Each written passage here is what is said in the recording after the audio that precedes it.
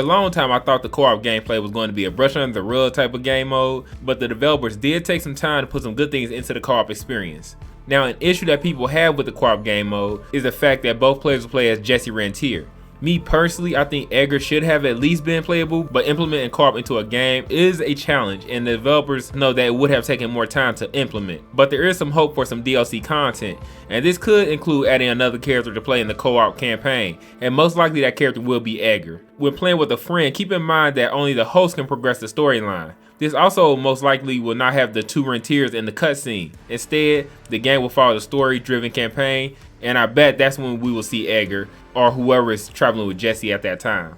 If you notice, Jesse did look at himself in the beginning of the trailer, which could indicate that the game may allow the two Jessies to interact with each other in combat, or when working together through a stage. But there is some diversity that comes with the co-op gameplay, and that would be the upgrading of your Jesse Rentier weapons, and you can do that the way you want to, instead of it being whatever the host decides to do and copy that style. Some proof of this is if you look at the back of the two characters in this shot, the one shotgun look different from that the other Jesse was wearing. I understand that there is a lot of work that goes into co-op, but when co-op was announced, it was almost a given it should have been Edgar as the other playable character. Although this will not be the case and Jesse is all we have to play with, the combat co-op gameplay looks pretty good and fun. Just to let you know, the co-hosts will still have to finish the storyline in their own game if you decide to join a buddy halfway through the game using the drop-in drop-out feature that the game do have. The person that you join may be further ahead than you are, and you might ruin the storyline for yourself. During co-op gameplay, you can double team your opponents with your attacks,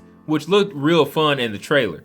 That is what co-op gameplay is all about, in my opinion. I like how these games are starting to evolve and start putting the teamwork in the co-op gameplay. Now, during the co-op gameplay, you will come across more enemies, and there will be more enemies to fight than if you was playing solo. Some of the enemies in the story campaign will look slightly different in co-op as well, but this is a good way to keep a different feel of the game from the solo feature. So this thought did come across my mind, and I was wondering how many people would be interested in the Evil West co-op. So I made a community post. And if you voted on that, I appreciate it. It seems that majority of the people who voted intend to play the game solo. There's somewhat of an answer about the crossplay. We was informed that the crossplay will work on certain platforms, which didn't make sense. I am anticipating some more in-depth information about the game since the game will be releasing in less than 2 weeks. I think developers would benefit releasing some more enticing details about the game because the co-op gameplay feature of only playing as Jesse as a selectable character may have put a mini sour taste in people's mouths about the game experience that they was hoping for. Now, if you was thinking about buying Evil West due to release November 22nd and want to keep up with the game information, hit that subscribe button and turn notifications on